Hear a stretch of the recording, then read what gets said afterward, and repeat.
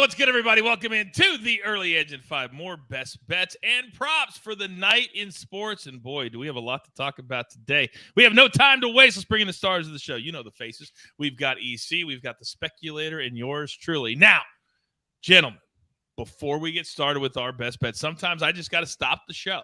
Because Big Cheesy says, thanks, guys. I got to take down Coach for the chat. So apparently it's me against the world, but what Big Cheesy doesn't know, well, maybe he does know, that EC, the $100 that I sent him for losing the showdown, by the way, I won big on the Nuggets because they were +3, but that was your money. So is there anything that you would like to say to Big Cheesy? Congratulations, Big Cheesy, and I wish that Oregon's extra point had doinked off the upright and out of the goalposts, into the field of play, and then we would have had overtime, and then Coach would have owed me $200. True. But that didn't happen. And Specty, I need to ask you a question, Specty, because last night I was trying to be a sportsman. I went on Twitter. They scored a touchdown in the first 2 minutes, and they were on pace to score 147 points.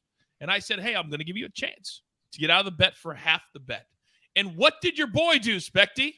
Did he say, yes, Coach, I'll pay you the $50 right now? He doubled down. He says, I'll make the bet double. And then in the third quarter, how many points did the two teams score, EC? Zero! I talk about it all the time. There are levels to this game. And EC, you just learned your lesson right there, right here. But it probably won't be a day or two before you and I will go at it again. So much respect. Tip of the cap. 0 third quarter points. You had to just be grinding during the third quarter. Oh, Coach, I felt like Shane McMahon at SummerSlam 03 when you were giving him the steel chair to the back. That's how I felt watching that third quarter. It's horrible. All right, let's get into it right now because we have more best bets. Don't forget, tonight, Thursday Night Football, 7:30 p.m., Early Edge Live. Me, see Prop Stars, M Squared, I think. But we have a full breakdown of that tonight. But we've got plays right here from that game. But Specty, you have been on fire. Last night, you literally got up at the end of the third quarter and went, I'm good. I've already cashed my ticket. That doesn't happen very often with a points and rebound prop. But you did it, so you get to start us off today. What do you got, big boy? Yeah, we're going to go over to Boston, and we're doing the Los Angeles Clippers at the Boston Celtics. We are taking the Clippers +7. I have this on the site at +6.5. I still see +7 out there, and actually a few 7.5s. So get it as high as you can go. We're predicting, our SportsLine AI is predicting a 113 to 117 Boston win. Not enough to cover. You get a 3-point edge at the moment. Kawhi Leonard is going to be the key to this game. If he plays 33 to 38 minutes like he has in the past couple games, this is going to hit. When the Clippers have Kawhi Leonard in the lineup, they are 11-3 so far this season. Their 3 losses were by 5 points again, and 17. What I'm trying to tell you is, in the 14 games Kawhi Leonard has played with the Clippers this season, they've only lost by more than 7 once. If you need any more convincing than that, with the Clippers with Kawhi on the court are +14.5 points per 100 possession. Without him, they are -3.4. He is going to be the key to covering this spread tonight. I know a lot of you are sitting out there right now thinking, I would love to have a lead data scientist in my back pocket. Well, you do. You got Specty here every single weekday on Early Edge and 5, but he's on our team, and so are you. All right. Sean says, Coach, always talking smack. There is heel coach. Heel coach is my favorite coach. This is where I'm most comfortable, right here, right now. And just because I have so much respect for you, I'm going to allow you to go in the maestro spot today. So I'm going to go next. We're going to cash with me today. If you're going to cash with the coach, I got 2 props from Thursday Night Football. This is such a weird game. Josh Dobbs is getting the start for the Titans. Malik Willis is going to sit out. There's all kinds of these narratives flying around. There's only one narrative I need to know about. And that's that the Dallas Cowboys still have something to play for. And they just blew a 17-point lead 2 weeks ago to the Jacksonville Jaguars. So what does that mean for tonight? It means they need to score. They need to score early. They need to score often. And then they need to keep their foot down on the gas pedal. So here's what we're going to do. I'm going to play the first half, and I've seen this 13.5 some places.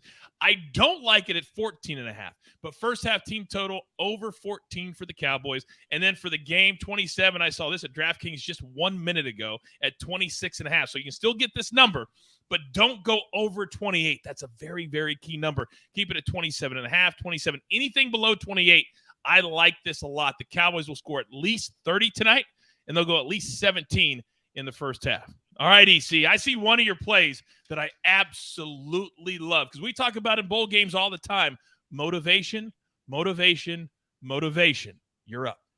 Well, Coach, you just stole my logic here. It's all about motivation in the Alamo Bowl tonight. Washington is getting 3 points from Texas, but when the line opened up, it was like 4.5. Now it's drifted all the way down to 3, and I think it may go lower. I almost considered going on the money line here with Bijan Robinson, the star running back from Tucson, by the way, is out for Texas. He's going to the NFL, doesn't want to play in this game. Washington closed the season winning their last 6 games, including wins over potential top 10 schools in the Oregon schools. Now, here's another piece of motivation.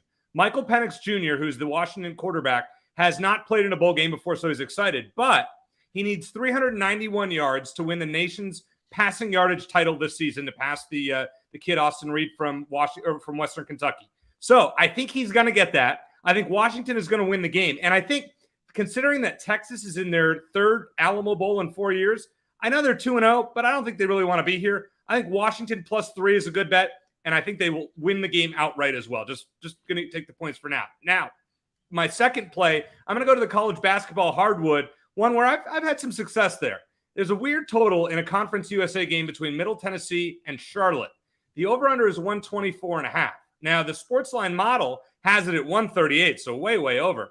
The reason I like the over, I'll give you a couple pieces of logic here. The last 5 Charlotte games have gone over this total. I think the closest one was 126. Middle Tennessee State, 6 of their last 7 games over this total. Now, on the season, MTSU averaging 72 points a game, Charlotte nearly 69. Why is this total so low? What am I missing? Last 4 meetings between these two teams, 131, 133, 141, and a 116 there. I just think 124.5 is too low. I probably would have played this at 130, so I'm confident in the over. 6, 7, 8 points of value in a college basketball game. We'll take that all day. Now, Big Cheesy's actually asked a question in the chat that I was going to ask you. We've seen Texas this year score a lot of points, but they can't stop anybody. What do you make of the over, which currently sits at 67 in that bowl game? The one reason I tried to stay away from the over, now Washington doesn't play any defense either. When they played my Wildcats, it was 49-39 in Seattle. I'm just concerned Texas's defense is better than most.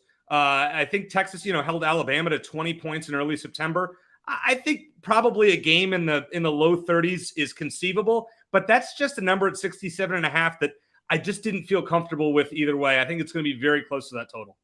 Understood. All right. Very, very fair.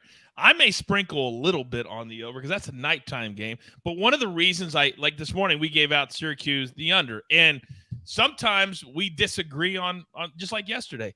The reason I didn't like the under is exactly what's happening right now in this game. Minnesota just got a pick 6. It's now 21-10. Tons of time in the second half. They've had so many unorthodox ways of scoring today. And when it's a low total, all of a sudden it comes into play. I just don't like it. Gentlemen, well, Spector, you got anything? You're just sitting there all stoic. You're just sitting there just listening, just having a good time. You good? Are you good? I'm just soaking up the knowledge. Everyone's putting out great plays today. My man, Spector. All right, grab your paper, grab your pencil. Here is the recap, courtesy of the Snake. Clippers +7. They're in Boston. By the way, I gave this over out on the morning show. So me and Spector, synergy. Then Eric, EC Cohen. Middle Tennessee, Charlotte over 124.5. He told you why it should be in the 130s. And then Washington, the late bowl game tonight, +3 against the Texas Longhorns. By the way, Coach Sark did say that he's focused. He wants 9 wins in a season. He says, when's the last time this program had that?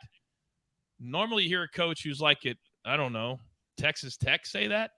Not Texas. 9 wins get you pumped? Okay. Then, if you're going to cash with me, you're going to do with these 2 plays. Cowboys first half team total over 14. I do not like 14.5.